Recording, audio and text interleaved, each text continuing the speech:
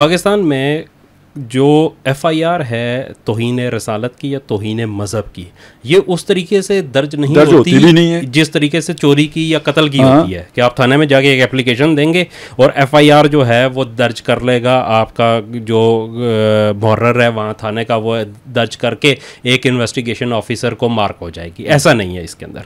जब आप एप्लीकेशन देंगे, उस एप्लीकेशन के अंदर पुलिस इन्वेस्टिगेट करेगी और फिर जो कम अज़ कम डिस्ट्रिक्ट लेवल का जो पुलिस का सरबराह होगा, डीपीओ जो हमारे यहाँ आजकल है, वो उसकी अथॉरिटी देगा उसको एफआईआर के लिए, फिर वो एफआईआर कटेगी और फिर इसकी जो है इन्वेस्टिगेशन वो एएसआई नहीं करेगा, वो सब इंस्पेक्टर नहीं करेगा, वो एसएचओ नहीं करेगा, वो डीएसपी नहीं करेगा, वो एएसपी नहीं करेगा, बल्कि एसपी रैंक का कम अज कम ऑफिसर होगा जो खुद इन्वेस्टिगेट करेगा इसे। इस हद तक इसको प्रोटेक्ट किया गया है और आज प्रोटेक्ट करने से ज्यादा कहें मुश्किल बनाया गया। नहीं, मतलब इस हद तक ये इसका मिसयूज ना हो, इस हवाले से मैं उसको कह रहा हूं कि प्रोटेक्ट किया गया।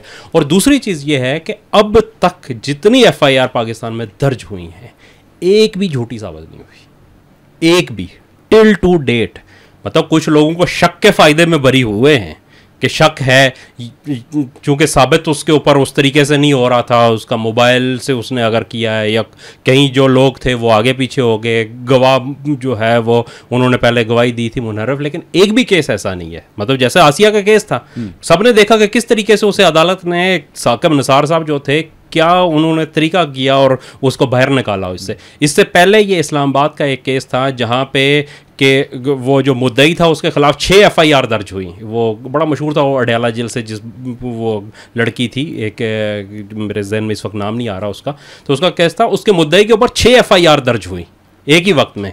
और उसके बाद उसने जाके बयान दिया कि जी मुझसे गलती हो गई, मुझे पता नहीं चला इसके ऊपर, और वो अगले दिन जो है ना उसके उस बयान के ऊपर वो केस वापस लिया गया। और उससे अगले दिन, मतलब एक दिन ये हुआ, वो लड़की यहाँ से बाहर उसको निकाल दिया गया और दूसरे दिन वो 6 की 6 एफआईआर वापस ले ली गई। पुलिस ने खारिज कर दी कि ये झूठी एफआईआर थी जो उस मुद्दई के खिलाफ हुई थी। तो ये सूरत हाल है। इस तरह तो हुए हैं केसेस, लेकिन कोई ऐसा केस नहीं है जो अदालत में जाके साबित हुआ है। अच्छा, फिर दूसरी चीज़ ये है कि मैं इसमें नहीं साबित हुआ हो कि ये झूठा है, ठीक है। अच्छा, दूसरी जो चीज़ है इसके अंदर सबसे, कि जब केस होता है तो आपके पास बेशुमार फोरम्स होते हैं। ऐसा तो नहीं है कि तौहीन रसालत का केस है तो वो सिर्फ किसी जो है ना वो जाता है और पुलिस जो है वो मुलजिम को पकड़ लेती है और उसके बाद जनाब उसको फांसी लगा दिया जाता है।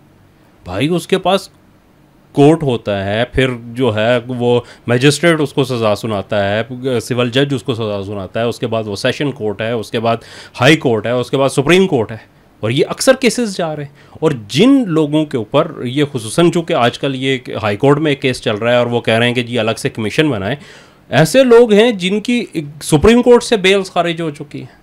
अब वो सारे जजेस जो पूरी लाइन में आ रहे थे, वो सारे जो है उन्होंने देखा ही नहीं केस को, और इसलिए कि वो हनी ट्रैप। और फिर मतलब मैंने इसको थोड़ा सा इन्वेस्टिगेट किया तो मुझे एक चीज़ पता चली कि दफ़ा 164 के जो बयान देता है, जब मुलजिम को जुडिशल किया जाता है, उससे पहले जब पुलिस अपनी इन्वेस्टिगेशन कंप्लीट कर लेती है तो वो जज के सामने अपना बयान देता है।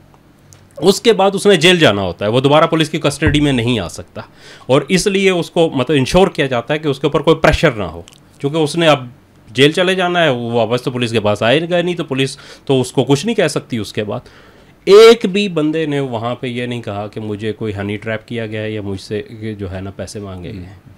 जो उनके वकील हैं जो ये कह रहे हैं, जो मुफ्त के वकील जो नहीं, उसके बाद जब वो जेल चला गया, जब ये स्टोरियाँ आना शुरू हुई, जब ये हुआ, फिर जनाब एक ह्यूमन राइट कमीशन है, उसने जाके लोगों के इंटरव्यू किए और वहाँ पे वो उन्हें जेल में जाके बता रहे हैं कि जी ये तो कोई हमें हनी ट्रैप किया गया था, हमसे तो ये करवाई गई है, हमने तो खुद नहीं किया। उनके फ़ोन्स के फ्रांसिक मौजूद है जहाँ पे जो चीज़ें उसमें नज़र आ रही हैं सारी, और वो देख सकते हैं। अच्छा, बस की मैं एक और बात बताऊँ कि ये सारे पब्लिक डॉक्यूमेंट हैं, मतलब कोई भी बंदा अदालत में जाए, अदालत के किसी केस का रिकॉर्ड आप निकलवा सकते हैं। इसका भी ओपन रिकॉर्ड है, आप अदालत में जाएं और ओपन जो है ना रिकॉर्ड निकलवाएं और उसको देख लें उसके ऊपर। लेकिन हमारे लोगों का मसला ये है सर कि वो मतलब एक वो सस्ती नसर नगारी को जो है ना वो उसके ऊपर बह के चले जाते हैं। मुझे तो समझ नहीं आती कि यार फिर आप दलाइल भी देते हैं कि नहीं देखें ये तो बड़ा जुल्म हो रहा है। होता कुछ नहीं, देखें ना कानून का पता है, ना कानून के तरीक़ाकार का पता है, वैसे भी आम दुनिया का फ़हम भी नहीं है, घर का फ़हम नहीं होता। वही एक बात कही जाती है ना, जिनसे कोई ये नहीं पूछता कि शाम को खाना क्या पकाना है, वो भी कौमी सतह के मशवरे दे रहे होते हैं। तो मसला ये है कि इस तरह के लोग कमेंट्स कर रहे होते हैं ना, तो वो फिर वो सस्ती नसर निगारी पर बह जाते हैं। ये देखें ये इशू क्या है, ये ख़ास तौर पे ये जो अभी चल रहा है ना, हमने तो वो उस पर उसको जनरली मुल्की सतह के उस हवाले से तनाजुर में देखा है, लेकिन अगर आप उसे नीचे जाके अलग करके देखना चाहते हैं ना, तो मसला क्या है। एक है जुर्म का तो इर्तिकाब हुआ है, वो जज सारे पागल हैं जिन्होंने उनको जो ज़मानतें उनकी खारिज की हैं, बुज़दिल हैं, डरपोक हैं, डर के उन्होंने ये फैसले कर दिए हैं। नहीं, वो कहते हैं कि फंसाया गया है। सुने तो सही ना, सुने फंसाया गया। जब आपके मोबाइल का फ्रांजिक होता है तो उसमें ये नहीं पता चलेगा कि पहला मैसेज आपने किया है या उसने किया है, नहीं पता लगता है। नहीं, आप समझते हैं ना इस बात को कि क्या होता है, ठीक है। बात यह है कि जो हमारी मालूमात है कि जो मुजरिम है उन्होंने जो हरकतें की हुई हैं वो तो सारा डाटा सब निकला था। जो वो मतलब वो कोई बंदा जो देखता है ना वो दूसरी बात नहीं करता। जजों ने भी जिन्होंने देखा है ना तो उन्होंने और दलाइल नहीं सुने हैं। ये तौहीन रसालत नहीं है, ये उससे बहुत आगे की चीज़ है, ठीक है ना। ये पूरा एक शैतानी में देखो, वो तो कहते हैं ना गैंग तो बिजनेस तो फलाना टिंगड़ा, ये एक शैतानी क्लब है जिसमें शैतान की इबादत का मसला है। अब इस चीज़ को अगर आप समझना चाहें ना मुझसे, तो मैं यूँ कहूँगा कि भाई जैसे नमाज पढ़ने के लिए पाक साफ़ होना ज़रूरी है, कपड़े पाक होना ज़रूरी है, जगह पाक होना ज़रूरी है, वुज़ू वो नजासत से पाक होना चाहिए, इसी तरह शैतान की इबादत करने के लिए उसी दर्जे का नापाक होना चाहिए। वो नापाक होने की हरकतें कम से कम जो मुझे थोड़ी सी मालूमात उससे मिली हैं, ये तौहीन रसालत का मसला उस उतना यानी तौहीन रसालत शामिल है, लेकिन उसे आज जुज़वी तौर पर देखें।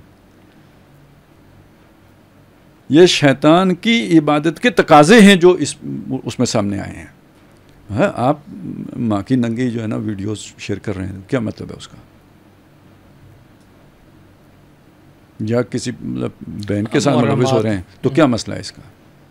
ये तो तौहीन रसालत है, ये असल चीज़ें हैं। ये तो ये बोलती ही नहीं। मतलब मसला ये है, ये जो लोग इसमें लगे हुए हैं वो हैं सारे रज़ाकार हैं, जज्बाती किस्म के हैं, लेकिन वो एक इबलाग एक अलग शय होती है ना। मैंने लोगों को क्या बात बतानी है, मैंने अदालत को क्या बात बतानी है। ये नहीं कि झूठ बोलना है, लेकिन ये कि उसमें मुअस्सर शय क्या होगी, सिलेक्टिव चीज़ें बताई जा सकती। हाँ जी। तो अब असल में मसला ये जो अदालत में बतानी है वो लोगों को बताएंगे, उनको समझ में नहीं आएगी। तो असल मसला ये है कि तौहीन रसालत भी है, लेकिन सिर्फ तौहीन रसालत नहीं हुई है, उससे ज़्यादा घिनौने काम है, इंसानियत से गिरे हुए काम है। लेकिन क्यों सर, इनका फ़ायदा क्या है उनको? ये मतलब एक क्वेश्चन रेज होता है कि तौहीन रसालत करके शैतान कुरान में आए हैं, क्यों आए? शैतान की इबादत ना करो, क्यों आए? कैसे की जाती है ये इस्तियारा या उस तरह? यार तो आपके वेस्ट में तो ये चीज़ें छुपी, वहाँ तो सैटेनिक चर्च मौजूद है, ठीक है, वहाँ तो छुपी हुई नहीं है। अभी ये जो एक स्कैंडल आ रहा है, वो जो कोई बंदा है जो ट्रंप का जिसके साथ दोस्ती थी, जी जी जी, क्या नाम था पता नहीं, स्पेन के क्या है वो जेफरी जो है, एस्पियन कोई इस तरह का नाम है, ठीक है। वो तो खुदकुशी कर गया, उसने खुदकुशी करनी थी। लेकिन एक कोई लड़की है जो अभी तक जेल में है, जो उसकी गर्लफ्रेंड जो थी, और वो भी वो यही धंधा करती थी। वो वसीम अकरम के किसी इंटरव्यू में भी उसका जिक्र है। एक वो अब पाकिस्तान की आ नाम है शैतान की, आ नाम भी शामिल होती थी ना पहले, तो वो यानी वो वहाँ पे था। अब आप इसे सोचें कि वहाँ तो ये चीज़ें यानी छुपी हुई नहीं है ना, ओपन है, उनके माशरे का हिस्सा है, क्योंकि वो सोसाइटी वैसी है। हमारे माशरे में खुल के वो काम नहीं हो सकते, तो ये छुप के हो रहे हैं। ये इन लोगों को भी नहीं समझ। देखें ना, ये तो एक पूरी मतलब फ़िलासफ़ी है जो आपको कुरान से समझ में आएगी कि एक तरफ अल्लाह की इबादत है तो एक तरफ शैतान की इबादत भी होती है। और ये यानी ये चीज़ भी एक इबादत को लोग ये समझते हैं कि भाई शैतान का कहा मानना, बाकायदा शैतान की वर्शिप होती है। ये एक अलग स्टेज है। जादू टोने या इस तरह के जादू टोने में ये पूरी, अब तो हमने काफ़ी एलीट सोसाइटी में जो जिसे ये स्पिरिचुअलिटी के नाम पर वो फैलाते हैं, ये कोई स्पिरिचुअलिज्म नहीं है, ये टोटल शैतानत होती है। और ये जो आप एलीट सोसाइटी का मतलब क्या, वेस्टर्नाइज सोसाइटी। हाँ, उसमें ये सारे ठीक है, यही मतलब है ना, होते हैं, हमारी तहजीब का तो वो दखल नहीं होता। तो उसमें ये अभी जो वो उसका मसला हो गया था, वो जो एक लड़की इधर अभी जो सजाए मौत भी हो गई है जिसने कातिल को, नूर मुकद्दम का जो मसला था, वो कोई आम कत्ल है जिस तरीके से जिस तरह किया गया। या जैसे वो एक केस हुआ था अभी, वो जो इधर कसूर के इलाके में छोटी ज़ैनब बच्ची जो थी। मुझे यार वैसे आप मतलब हर बंदा जो मतलब सुने इस बात को सोचे कि भाई किसी की अगर सेक्स अर्ज हो भी तो इतने बच्चे की क्या मतलब उसको क्या अर्ज होगी। हाँ मतलब, और फिर उसके साथ ये तशद्दुद सारा, रगें काटना, खून बहाना, ये क्या चीज़ है यार, ये इतनी नहीं समझ आती। ये सारे शैतानी अमाल हैं, ये मोड ऑफ वर्शिप हैं वो शैतान के। मैंने आपको एक मोटी बात बताई, जैसे पाक होना ज़रूरी है ना, ऐसे ही नापाक होना ज़रूरी है उस काम के लिए। और इधर जितना नरम दिल होना ज़रूरी है उतना उधर संग दिल होना ज़रूरी है। उसको अपोजिट करके देखो ना, इधर और उधर को।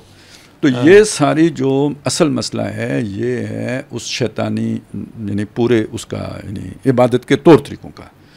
बहुत गंदी बातें हैं यार वो बातें, मतलब फिर आखिर कोई सुनता है बंदा कह ही नहीं सकता, ना भी कोई सुने ना अकेले में भी नहीं कह सकता, सोचते हुए भी घिन आती है, ऐसी गंदी बातें हैं। अब वो भी नहीं कर सकते वो।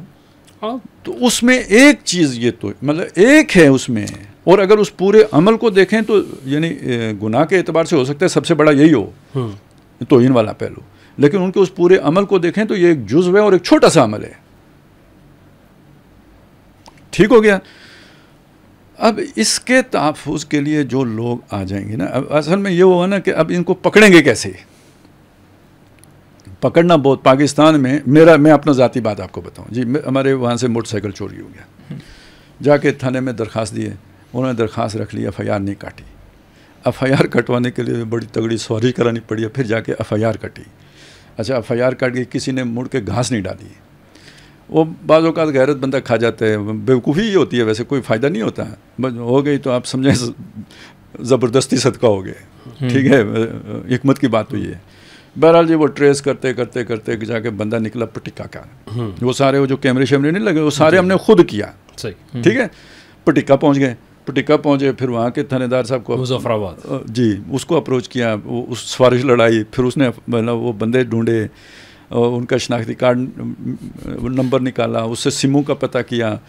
अब उस थानेदार साहब की छुट्टी हो गई क्योंकि सिमों से जाके आगे काम ख़त्म हुआ। फिर एक नई तहकीक व तफ्तीश शुरू की, पता चला बंदा चकवाल में बैठा हुआ है। ठीक है, किसी और बंदे से कह के वो उनको ज़रा वहाँ पे काबू करवाया। फिर उन्होंने कहा जी बंदे हमारे पास ज़्यादा से 24 घंटे रह सकते हैं, आप फिर अपने थाने में वापस उनसे जाके उन्होंने कहा जी हमारे पास तो कोई लाने ले जाने का बंदोबस्त नहीं है। फिर टैक्सी की सारे आने जाने के खर्चे किए, फिर बंदा पकड़ा, फिर उसे उठा के थाने में लाए, उन्होंने जाके उसे जनाब अगले दिन उसका चलान पेश किया। मेरा 1-2 दिन उसमें उसकी ज़मानत हो गई। मोटरसाइकिल से ज़्यादा पैसे लग गए। ठीक है, लेकिन मैं इसमें सिर्फ एक चीज़ आपको समझाना चाह रहा हूँ, वो ये कि अगर अब कोई कहे कि भाई चोर को पकड़ने के लिए गाड़ी उनकी इस्तेमाल हुई है, तो वो गलत तो नहीं कह रहा ना। मेरी मतलब टैक्सी मैंने ही करके दी थी ना। अब ये कोई कहे कि वो पुलिस वालों के साथ खुद भी आया था, तो मैं ही आया था, या चले मेरा कोई नुमाइंदा आया था। तो ये सारी बातें पुलिस ने तो कुछ भी नहीं किया, सारा मैंने ही किया। ठीक है, अब इसी तरह जिसे रसालत महबूब है, वो जब देखेगा कोई काम हो रहा है, उसने फ़र्ज़ करें कोई बंदा इंडिकेट हो गया उसे, अब उसने उसे पकड़वाना है, तो FIA वैसे मैंने जो सुना वसाइल भी नहीं है उनके पास इतने तो ज़ाहिर है वो। ठीक है, पुलिस के पास तो फिर भी होते हैं, उनके पास वो भी नहीं है।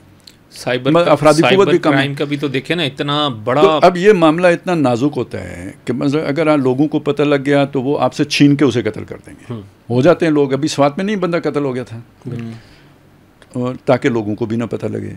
अच्छा, ये लोग पावरफुल भी होते हैं, वो भाग भी सकता है। अब ये सारी चीज़ें देख ऐसा वो FIA को अपनी कोई पर्सनल मोटिवेशन तो है नहीं कि वो जाके उसे पकड़ें। तो जिस बंदे को तकलीफ़ है वही सारी मोटिवेशन भी देगा, साथ भी लेके जाएगा, गाड़ी का बंदोबस्त, वही मेरे वाली बात सारी कहानी।